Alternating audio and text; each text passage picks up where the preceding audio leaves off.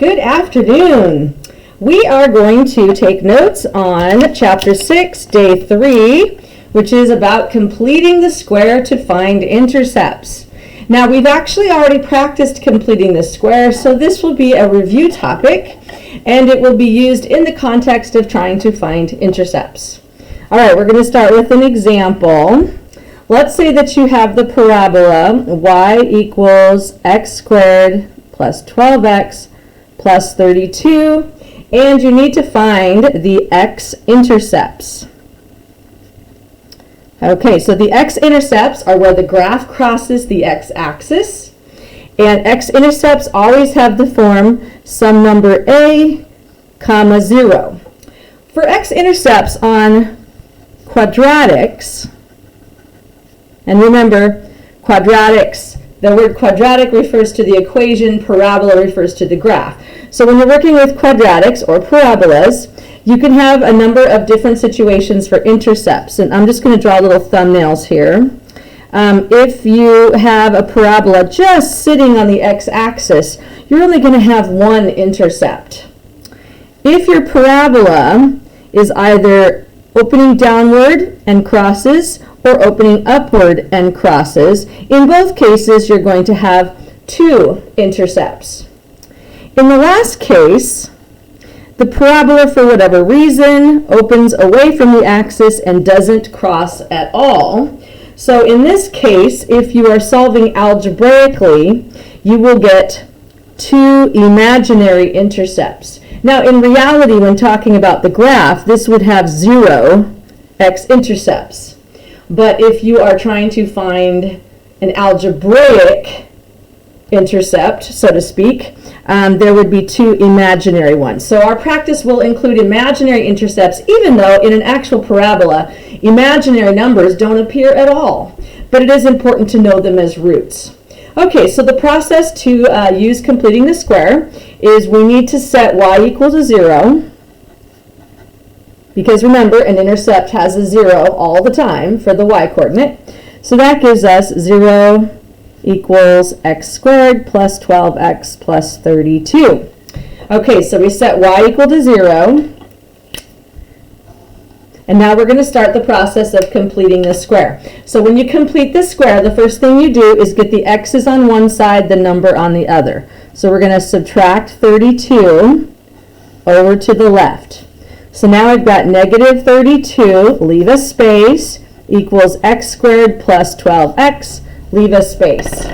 Now there is a formula for what number goes in here. This is your b term because it's attached to x, and your formula is b divided by 2 quantity squared. So if I take 12 divided by 2 and square it, I get 6 squared, or 36. So I'm going to add 36. Now, because this is an equality, you have to do the same to both sides. So if I add 36 to the right, I have to add 36 to the left. Now we simplify the left. 36 minus 32 is 4. And we're going to actually factor the right-hand side. Now, if you're not great at factoring, completing the square is a pretty cool way to solve, because the number right before you square it goes in the factorization. So this is x plus 6 times x plus 6. And there's your 6. Okay, so now that we've got a perfect square on the right, number on the left, perfect square is how it gets the name. We've completed the square. We've made it a perfect square. So now we're going to square root both sides. So on the left, square root of 4, since 4 is 2 times 2, 2 2's 1 comes out. And on the right, you have 2x plus 6's. And since there's an x in the factor, it comes out plus and minus x plus 6, because the x's are inside the radical. All right, this is where we split. We have 2 equals a positive x plus 6, and 2 equals a negative x plus 6, and we solve separately. Now, if you have one intercept, these will come up with the same number twice. If you have two intercepts, you'll get two numbers, different numbers. If there are 0 intercepts, you will end up with an imaginary number, usually right about here. It'll be on that left-hand side. So it's looking like we're going to have 2 good intercepts. All right, so when you distribute the positive, nothing changes. So I'm going to subtract 6 over to the left. So x is -4, which means my intercept is -4, 0. On the right-hand side, distribute the negative. So 2 equals -x minus 6. We're going to add 6 over to the left. So 8 is -x. So x is -8. This intercept is -8, 0. So our x-intercepts of our parabola are -4, 0 and -8, 0. And looking at our original equation, the x squared had a positive 1a. So this means that our parabola is opening upward and it is crossing at -4 and -8. Now what's interesting is once you get the intercepts, remember that the axis of symmetry splits the graph down the middle. So exactly halfway in between these intercepts will be the x-coordinate of the vertex.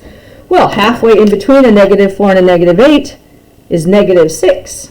So whatever my vertex is, it's -6, comma, and then some other negative number. So actually, finding intercepts is another way to get the x-coordinate of the vertex.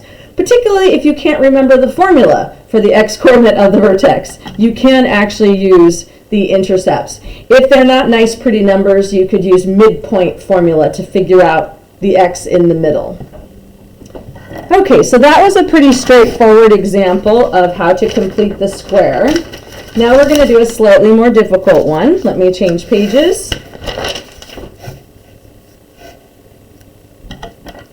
Okay, this is example 2. And our equation is y equals 2x squared plus 7x plus 6. All right, so we are going to find the x-intercepts of this parabola. So just like before, our intercepts for the x-axis is some number a, 0. So we're going to replace the y with a 0. So 0 equals 2x squared plus 7x plus 6. Okay, so now we're going to complete the square. So let's move the 6 to the left. So -6, leave a space, equals 2x squared plus 7x, leave a space. Now, this one is more complicated because there is a problem with my a. In order to make a perfect square, the a value has to be 1. Right now, it's a 2, so we actually need to remove the 2. And we're going to do that by taking the entire right side and dividing a 2 out of everything. So the 2 goes in front of the parentheses because we've divided it to the front, and we're left with x squared plus 7/2 x. Leave a space. Now that our a value is a 1, we can use our magic formula to figure out what goes in the space. B is 7/2. Now here's where you can think of the formula 2 different ways. When it's a whole number, b divided by 2 quantities squared works just fine. But if you think about it, b divided by 2 is the same thing as b times a half. Take a second to look at that. That is the same exact formula, just in a different form. When you have a fractional b value, sometimes this second one is easier to wrap your head around, because we're going to go 7/2 times 1/2 quantity squared, which is 7/4 squared is 49/16. So we're going to add 49/16. Now, the other part about this problem that is different than the first one is that because we have a scalar, we didn't actually just add 49/16. What we added was 2 times 49/16. So to make it equal, I need to add 49/8 to the left-hand side. So plus 49/8. So that is something you got to be really careful about when you have a scalar, is that you pick the right number to keep them equal. Okay, so on the left-hand side, I now have a fraction. I'm going to multiply -6 by 8/8. So I have -48/8 plus 49/8, which is 1/8. On the right, I need to factor this. Now again, let's use that trick. The number right before you square it is what goes in the factorization. So this is going to be x plus 7/4 times x plus 7/4. Isn't that nifty? Okay, we have a perfect square. Now we need to eliminate our scalar. So we're going to multiply both sides of the equation by a half. So now I have 1/16 equals x plus 7/4 times x plus 7/4. We have gotten our perfect square alone with no scalar. All right, time to extract square roots. We're going to square root the entire left, square root the entire right. 16 is 4 times 4, so this is 1/4 times 1/4.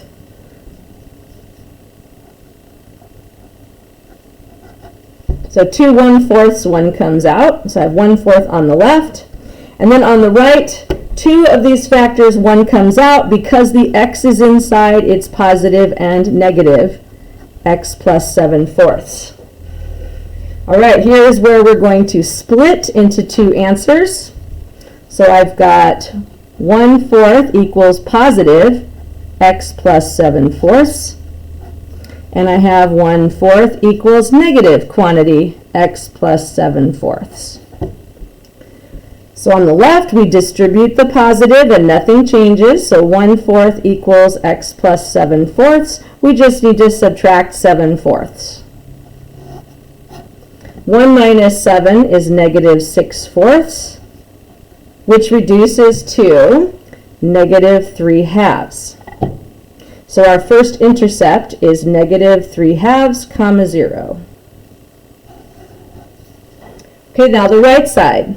We're going to distribute the negative, so I get 1/4 equals negative x minus 7/4. I'm going to add 7/4 over to the left. 1 plus 7 is 8, so I have 8/4 equals negative x. 4 goes into 8 2 times. 2 equals negative x, so x is negative 2. So my intercept is negative 2, 0. On your homework, it's going to ask you to write your answers as intercepts, because we don't want you to forget why you're completing the square. What is the purpose of it? Why are we tacking this onto a parabola unit? All right, last example today. We're going to do an example where you get an imaginary number, just so that when you do get it, you know what it means. So I'm going to go ahead and just list this equal to 0. X squared plus 7x plus 15 equals 0. So to complete the square, we're going to subtract 15 over to the right. So x squared plus 7x, leave a space, equals negative 15, leave a space. All right, magic formula, b divided by 2 quantity squared. Our b is 7. So 7 divided by 2 squared is 49/4. So I'm going to add 49/4 to the left, and I'm going to add 49/4 to the right. Okay, so on the left, we now have something that we can factor.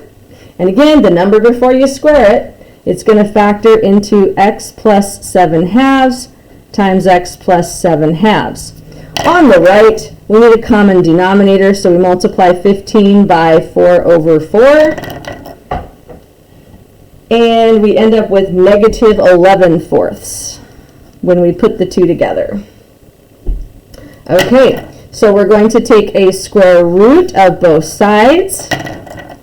2x plus 7's, 1 comes out. It is positive and negative. X plus 7 halves. Now, here's where we get kind of an odd number. When you have a fraction under a radical, you can split the top. So I'm going to come over here. We're going to work this out right here. So square root negative 11 over square root of 4. Well, obviously 4 is 2 times 2. So that's easy. And remember, you separate the number from the negative. So this is 11 times a negative 1. So we have radical 11 times radical negative 1 over 2 2's, 1 comes out. And that is how we end up with our I. Radical 11I over 2. So that is what is on the right-hand side here, is radical 11I over 2. All right, now we split. We have a positive x plus 7 halves equals radical 11I over 2. And we have a negative x plus 7 halves equals radical 11I over 2. So, distribute the positive, nothing changes. So I still have 7 halves. I'm going to subtract 7 halves. Now remember, you cannot add a real number to an imaginary number. It has to stay separate. So I'm going to put the real number first, negative 7 halves, and the imaginary number second. And following standard format, the I goes on the side. Remember that standard form is always A plus BI, standard form of an imaginary number. Okay, on the right, we're going to distribute the negative. So negative x minus 7 halves equals radical 11I over 2. Add 7 halves. We now have negative x equals 7 halves plus radical 11I over 2. And to get the negative off of the x, we're going to multiply both sides of the equation by negative 1. On the left, a negative times a negative is a positive x. On the right, the negative 1 gets distributed, and both terms become negative. So negative 7 halves minus radical 11 halves I. All right, if you have to write these as intercepts, you're going to have negative 7 halves plus radical 11 over 2I, comma 0, and negative 7 halves minus radical 11 halves I. You also can write these as, comma 0. Whoops. I forgot to put the comma 0. You also can write these as one answer using the plus minus symbol. So negative 7 halves plus and minus radical 11 halves I, comma 0. So you can write it as 2 separate, or you can write it as 1. I'm going to remind you of a concept that we covered several weeks ago about complex conjugates. Complex conjugates are imaginary numbers, a plus bi and a minus bi. They are a pair that come together. The nice thing is when you're solving, they always come in pairs. So if you have this one, you automatically have this one. Just be really careful that the middle sign changes, but not the first sign. Like both of these had a negative 7 halves, only the middle sign changed. All right, that's everything for today. Have a good afternoon.